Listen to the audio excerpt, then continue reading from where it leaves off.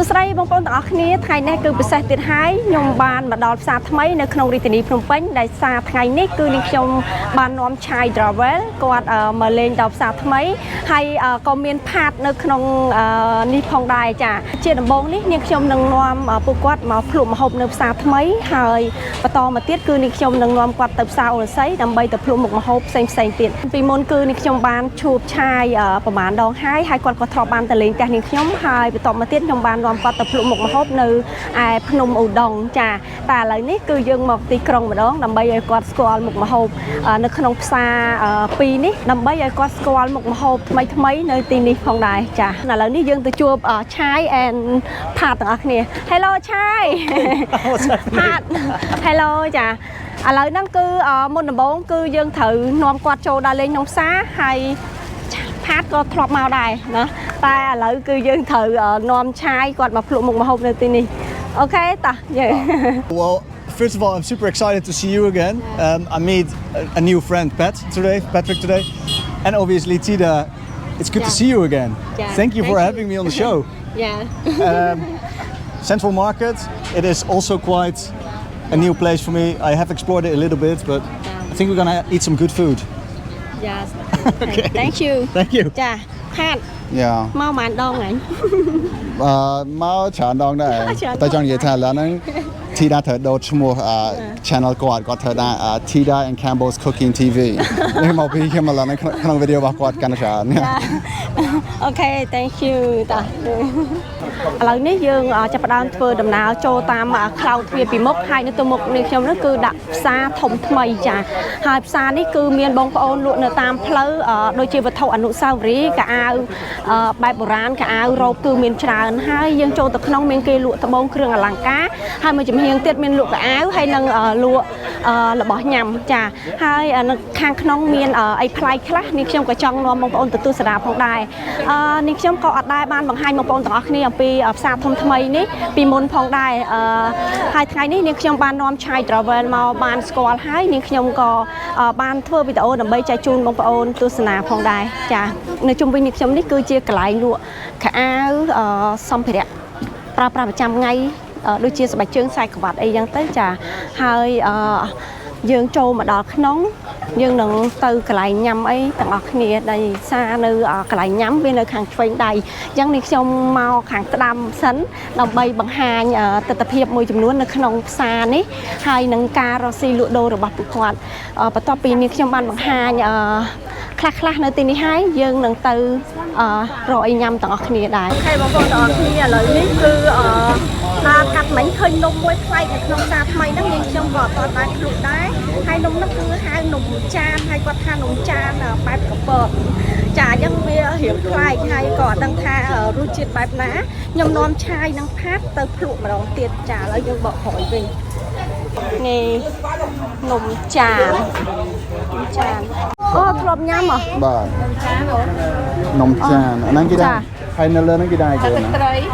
អានេះគេញ៉ាំនៅក្នុងចានយ៉ាងហ្មងញ៉ាំចានអូហ្នឹងគេហៅនំចាន So I was រសជាតិវាបែបណា like a plate or dish cake ដូចនំគ្រក់ they would have flat but it was so nice ឥឡូវចង់សាក3ចានឲ្យផាតមួយអានឆាយសាកញ៉ាំផាតសាកញ៉ាំYeah But this is one of the things that I was mentioning, like Tida is always feeding. Sometimes it's a little bit old. So let's try for you. គឺបងប្អូននំនេះគឺខ្ញុំមិនដែរញ៉ាំទេដោយសារខ្ញុំទឹកត្រីហើយគាត់ថាដូចនំគ្រក់យ៉ាង For you Thanks jelly and then ចាឥឡូវហ្នឹងខ្ញុំមកសាកដែរខ្ញុំមិនដែរញ៉ាំ Fish sauce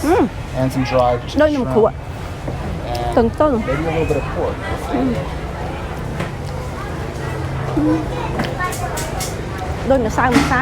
It's nice, but I feel like it should be hot, right? It should be hot, not warm like this, or it should be warm. ដូចនំគ្រក់ Đang tay trong vậy thay họ đang phải cái nhám đá rồi cái nhám tay chờ. Nhắm cái đau của bạn, nhắm được chắc của bạn. Tida, can you explain what are we eating here? Chẳng vậy tha អាហ្នឹងខ្ញុំអត់ស្គាល់ឈ្មោះដែរតែមកសាកលើកទី1ដែរហ្នឹង She does. It's the first don't time. know name. Yeah. She doesn't know the name, but it's the first time she's tried. Yeah. So actually, it's a new thing for all of us. Yeah, yeah. បើនំខ្មែរគេហៅនំចានអញ្ចឹង នំចានកប៉ត This is brilliant. Like this is Khmer. ណាមនំចានកប៉ត Where does it come from? Mahop Khmer or Khmer? It comes from Cambodia. No, So you live in Alanya. Cambodia all your life, and you haven't Something like tried that. this amazing little savory dessert. Maybe I don't know what is it. I wouldn't call it dessert. I would say it's like a. That's a savory, isn't it? Yeah. So, but it's super light, super nice. It's like It is nice, yeah. a salty pudding with fatty. Yeah, if I told people in the U.S. like shrimp pudding is a great thing, they'd be like, "What the f- are you Yeah, yeah, talking yeah. about?" រសជាតិវាស្រៀង Oh, this is នំគ្រក់ហើយវារៀងហឹរតិចតិច Shang Yeah. Shang ឆ្ងាញ់ទឹកជ្រលក់ Okay, that's one word. Chinang. ចាចា And you use it a lot here. ចា Yeah. ហើយលើកទី1ខ្ញុំឃើញនំនេះផាតហើយឆាយសេរីផាតហើយឆាយគាត់សួរខ្ញុំថាដែរញ៉ាំអត់ហើយមាននំនោះឈ្មោះអីខ្ញុំអត់ដែរដឹងទេតែលើកទី1ដែរចាប៉ុន្តែក៏ចង់ភ្លក់ជាមួយគាត់ញ៉ាំមួយគាត់ទាំងអស់គ្នា Wait, I didn't realise you were still filming. Yeah, I guess I'll cut them. នៅនេះផាតបើផាតចង់ទិញមាសអីមកទិញហ្នឹងនៅហ្នឹងល្អជាងគេនៅផ្សារថ្មីហើយ Yeah. ឆាយអាចទិញបាន Butខ្ញុំចាប់បាន subscriber and view កម្មការខ្ញុំមកទិញមាសនៅតាមហ្នឹង everyone do subscribe ចាប់បន្ទាប់ពីយើងញ៉ាំភ្លក់នំរួចរាល់ហើយឥឡូវនេះគឺខ្ញុំបានមកដល់ជួរលក់គ្រឿងសមុទ្រនិងបន្លែចាហើយនៅកន្លែងនេះគឺលក់គ្រឿងសមុទ្រច្រើនហើយធំជាងគេហើយយើងចាប់ផ្ដើមបន្តដំណើរទៅញ៉ាំអាហារផ្សេងៗទៀតនៅទីនេះមាន oyster មានខ្យងចម្លែកៗបងប្អូនចាហើយឥឡូវនេះគឺយើងមកដល់កន្លែងញ៉ាំអីហើយនៅខាងឆ្វេងដៃនាងខ្ញុំនេះគឺគេលក់គ្រឿងក្រៀមសម្រាប់បងប្អូនដែលគាត់ចង់ញ៉ាំដូចជាត្រីបកាក្រៀមម៉ាក់យឺអីចាហើយត្រីងៀតត្រីគ្រប់មុខដែលនៅទីនេះគឺសុទ្ធតែគ្រឿងក្រៀមយើងអាចទិញយកទៅញ៉ាំអញ្ចឹងណាហើយនាងខ្ញុំអត់បាននាំបង្ហាញបងប្អូនទាំងអស់គ្នាចូលទៅមើលទេយើងទៅមើលមុខម្ហូបនៅខាងមុខនាងខ្ញុំនេះវិញចាហើយនៅជំនាញនាងខ្ញុំនេះគឺលក់ផ្លែឈើល្អមែនតើហ្មងនិយាយទៅពេលខ្ញុំទៅខេត្តដូចជាបាត់ដំបងអីគឺខ្ញុំមិនដែរចោលទេម្នាស់នេះខ្ញុំចូលចិត្តវាទូចប៉ុន្តែវាផ្អែមជូរអែមឆ្ងាញ់ចាអត់ទេបងសុំបាញ់លុយហ៎បងឥឡូវនេះផាតយើងបានមកដល់កន្លែងញ៉ាំអីហើយលើកទី1ដែរដែលនេះខ្ញុំបានបង្ហាញបងប្អូនទាំងអស់គ្នាហើយនៅទីនេះមានលក់មុខម្ហូបផ្លែច្រើនតែខ្ញុំអត់ទាន់ដឹងថាឲ្យឆាយគាត់សាក់ភ្លក់ញ៉ាំអីទេបងប្អូនសាក់ភ្លក់ញ៉ាំអីចា Spider Come on. Yeah, you want to? No ឥ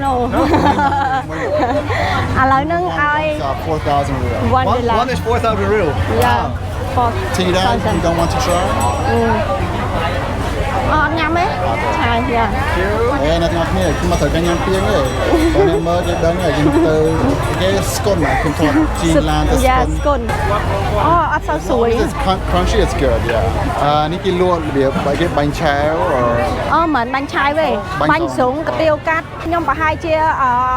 ឲ្យគាត់សាកញ៉ាំនៅទីនេះចង់សាកញ៉ាំស្បែកជ្រូកកំពឹសញ៉ាំជាមួយនឹងនំបញ្ចុកអូចាមិនដែរញ៉ាំចាឆាយអូខេបងប្អូនឥឡូវនេះយើងសម្រាប់ចិត្តថាអង្គុយនៅទីនេះហើយឲ្យឆាយគាត់ភ្លក់មួយមុខនេះគឺញ៉ាំ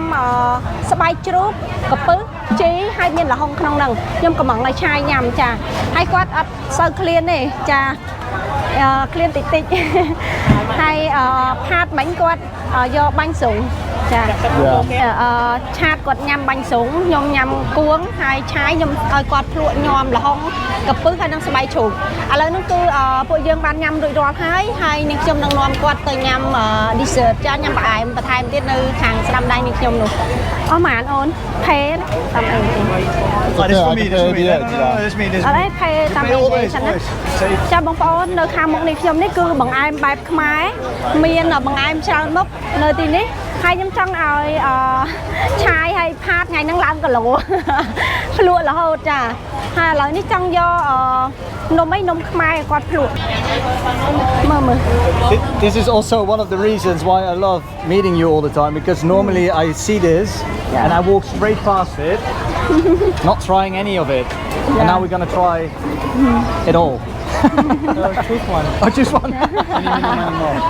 And now we're gonna ở đây choose. con nhâm là con nhâm mà đông lụa. What do you think? What do you know? Do you know all this? They're all good. Yeah, they're all good. I would say my favorite would be the rice. Yeah, these ones are pretty good. I mean, it's all good though. Anh ấy có tận nào bông à? Usually they have like Trip a milk, mile. coconut milk that goes with these. You dip it. Chà, ở đây dân vô ấy. Don't get it. Ní anh ấy cái hai nó hai chặt cái chắn nôm chay hay bông này nôm là pớ nó chặt cái chắn vì miền lê bọt nè chà ở đây ní nhom trăng do nôm khai mà bảo đi vì miền buồn mục nông năng miền nôm bay mục chặt cái chắn hay ở miền lê bọt năng nôm chay nôm là pớ chà So I don't know what it means, but Long. Some Yeah. let's do it. Oh, make sure that. How much is this? 5,000. 2,000 riel. Thank you. Damn, I got like. So I'm paying for this one because Tita doesn't let me pay all the time. That's why. This is pumpkin and banana. What, say that pumpkin? Yes. Ah. Oh yeah, Oh, yeah. yeah. Maybe cut it so we all can have a little taste. Thank you.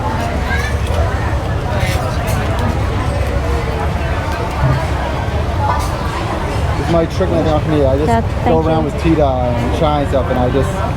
let them pay for my lunch and my drinks and stuff like Yeah. that. It's really like a little trick. I have no interest in making videos on my Yeah. channel. I just want free food. That's all. Next one is in you, mate. Next one is in you. All right, which one? So I would love to try the pumpkin actually. Yeah, Can we yeah, try that yeah. first? គាត់ភ្លក់លពៅមុនចា Oh. ឆៃsorry ផាត This is terrible. ចេក Oh, this is the យ៉ាខ្ញុំសូមភ្លក់នេះ Cheers. យ៉ា cheers នេះនំខ្មែរយើងហ៎បងប្អូននំនឹងឆ្ងាញ់ណាស់កាលពេលខ្ញុំនៅរៀនខ្ញុំចូលចិត្តញ៉ាំ There's some pandang in there, isn't it? The pandang made with rice? yes with rice and coconut Coconut. That's the Yeah. one. Maybe not even pandang, coconut. coconut meal yeah Good. Yeah. Pumpkin, Yeah. coconut, and rice. yeah A little bit of sesame seeds. Delicious. yeah delicious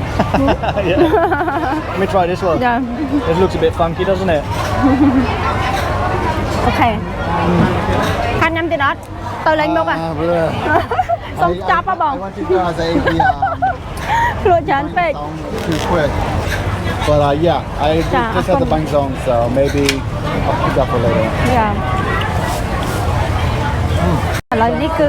ខ្ញុំឲ្យគាត់បានញ៉ាំម្ហូបខ្មែរដូចជាបាញ់ស្រូងហើយនឹងបង្អែមរួចរាល់ហើយឥឡូវនេះខ្ញុំនាំគាត់មកដើរលេងនៅក្នុងផ្សារបន្ថែមទៀតហើយយើងមានអីប្លែកខ្ញុំនឹងបង្ហាញបងប្អូនទាំងអស់គ្នាបន្ថែមទៀតចា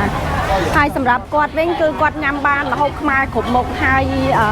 សូម្បីតែញ៉ាំល្ហុងស្បែកជ្រូកមិញគឺគាត់ញ៉ាំបានហើយនឹងផ្អែមបែបខ្មែរមិញក៏គាត់ញ៉ាំបានអូខេហើយនៅខាងឆ្វេងដៃនាងខ្ញុំនេះគឺម្ហូបបែបគ្រឿងសមុទ្រចាស្រស់មានបកងមានមឹកមានក្តាមមានងាវចាសម្រាប់បងប្អូនដែលគាត់មកអត់ចង់ទៅទិញណាគាត់មកញ៉ាំកំងនៅនេះបានចាអូខេបងប្អូននៅជួរនេះគឺសិតតាបងប្អូនគាត់អ្នកលក់ម្ហូបញ៉ាំបង្អែមចាអីយ៉ាហើយឥឡូវហ្នឹងខ្ញុំចង់នាំគាត់ទៅរកភ្លុកនំខ្មែរមួយទៀតគឺនំគ្រក់ចាហើយកន្លែងដែលខ្ញុំមកមិញដែរហ្នឹងនៅនេះមាននំខ្មែរមានបាញ់ឆាវចានំគ្រក់នេះក៏នំខ្មែរហើយបាញ់ឆាវនេះក៏នំខ្មែរដែរអញ្ចឹងគឺខ្ញុំមកឲ្យគាត់ភ្លក់នំគ្រក់នំគ្រក់ហ្នឹងគឺយើងធ្វើពីម្សៅអង្គហើយបងប្អូនខ្លះក៏គាត់យកអង្គកាត់មកថ្មីបងប្អូនខ្លះក៏គាត់ប្រើម្សៅស្រាប់ដោយសារគាត់មានជំនាញការលាយរបស់គាត់អញ្ចឹងណាបងប្អូនចាបើ bay từ nào bia dương nhâm anh ấy phải ai bay từ nào chà miền đã sờ đại môi sờ đại lương hai dương miền nào hai bay từ nào ní cứ quạt vừa từ điện dương nôm xòm nào chẳng còn đặt quạt chấm hoi với hai quạt đặt chấm môi năng sờ đại quả lương đặt nào hai miền rùi chết fry lỏm năng hiện hai em lỏm chà dương anh nhâm chỉ đủ bài bán đây có bên nhâm bài hai nhâm mà năng phơi chỉ bằng ai trong sạp luôn mà mậpទៀត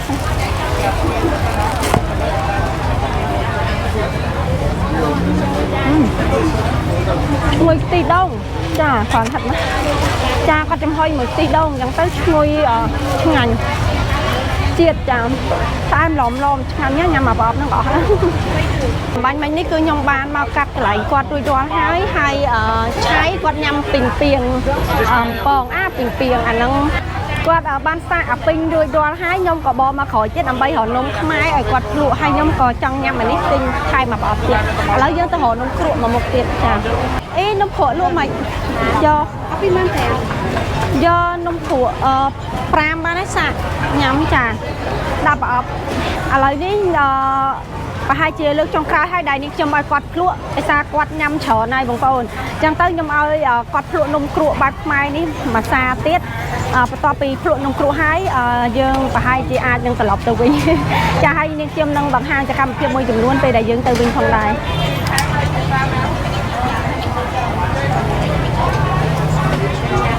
នំគ្រក់នំក្រូចនំបត់នំក្រូចផ្អែមនំគ្រក់យ៉ានេះនំគ្រក់នំគ្រក់ហ្នឹងគឺសាបright យ៉ាសាបគេធ្វើពីម្សៅអង្ករហើយគេស្រូបជាមួយទឹកជ្រលក់ជាមួយនឹងខ្ទិះដូង It comes with it. Is it like a soup? Not really. Nom kruk. And we have a similar thing in Thailand, I think, but not like this, not in the coconut milk. Wow. Wait. Crispy on the outside, fluffy on the inside. So we say something like very similar to nom kruk in Thailand, but this is nom kruk. Can I have another one? I think I can just go. I don't wait for the answer. Just take the whole bowl. You know what this reminds me of? In English, the nom kachai, right? Yes. The nom kachai, nom kachai is like kiam as well. It's delicious. It's freshly made as well, so it is actually still warm in the inside. You've got some herbs in there, crispiness. You've got sweet and salty, and this is like the savory that you want with it, with the sweet. This is a delicious snack. Normally, I don't know this with that you soak it into the coconut milk. I only know it when it's dry. But this is actually I'm just going for another. Does it work though with the coconut milk? Yeah, it is beautiful, but you have to eat it directly, straight away, because otherwise you lose that crispiness. It's like eating a bowl of cornflakes. But then like 2.0. Thank you. ចាបងប្អូនថាគាត់ញ៉ាំបាញ់ស្រូវចាដែរអញ្ចឹងគាត់អាចជួបបានអញ្ចឹងដូចនៅមួយថាគាត់ក៏បានធ្លាប់ញ៉ាំដែរចាបន្ទាប់ពីយើងញ៉ាំហើយគឺរៀងតឹងពោះទាំងអស់គ្នាហើយចាហើយឥឡូវនេះគឺនាងខ្ញុំចាប់ផ្ដើមធ្វើដំណើរទៅកន្លែងឡានយើងជិះទៅវិញហើយយើងនឹងទៅជួបគាត់នៅកន្លែងកាហ្វេមួយកន្លែងទៀតចាបងប្អូនទាំងអស់គ្នាបន្ទាប់ពីយើងចេញពីផ្សារថ្មីមកគឺនាងខ្ញុំនឹងឆាយអែនថាតមកអង្គុយញ៉ាំកាហ្វេនិយាយលេងបានមួយផ្លែតថាឥឡូវនេះឆាយហើយថាតគាត់បានចេញទៅក្រៅដើម្បីទៅធ្វើវីដេអូរួមគ្នាមួយគាត់ហើយទីទៀតគាត់នឹងត្រឡប់មកវិញហើយពេលដែលពួកគាត់ត្រឡប់មកវិញថ្ងៃហ្នឹងខ្ញុំចង់សម្ភាសថាតតិចតួចអំពីការ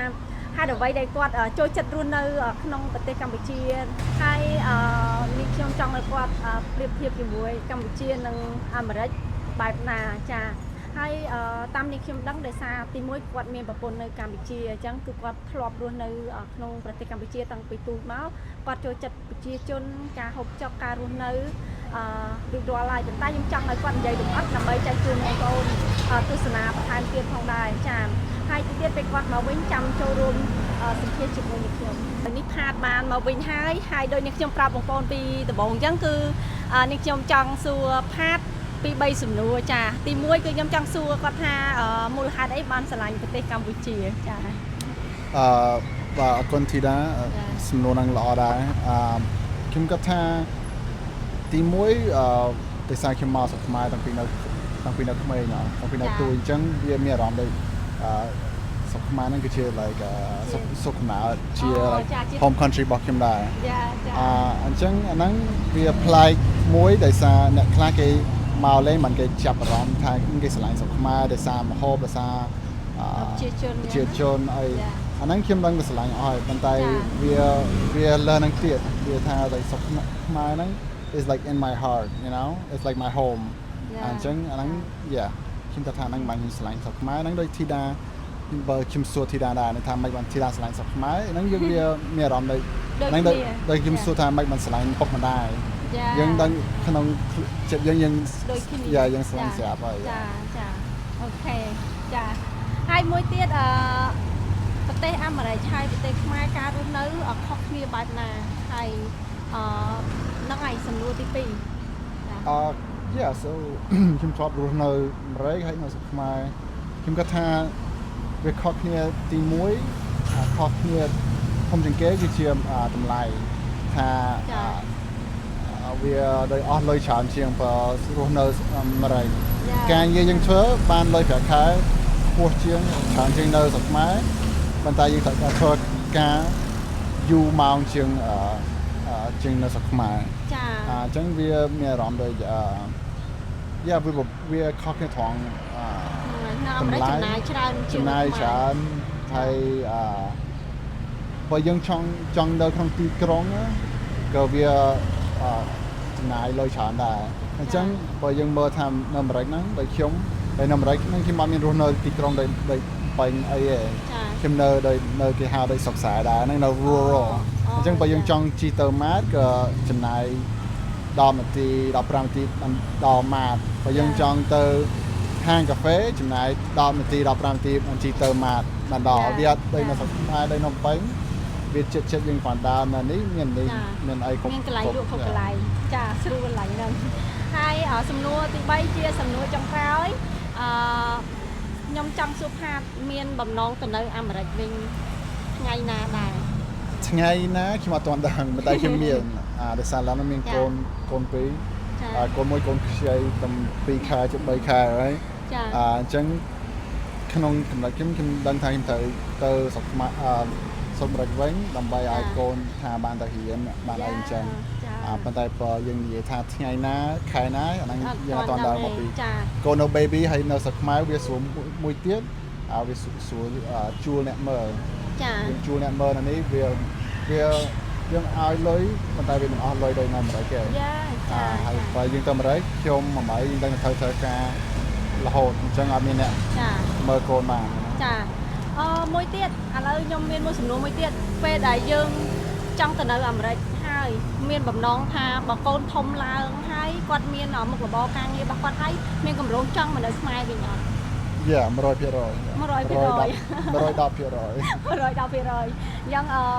ហែលជាកូនគាត់អាចមានការងារល្អហើយយើងចាស់ឡើងយើង retire អីអាចមកនៅស្រុកខ្មែរវិញបាទចង់ retire នៅស្រុកខ្មែរចាអូខេអរគុណផា thank you អូខេបងប្អូនទាំងអស់គ្នាវីដេអូខ្ញុំ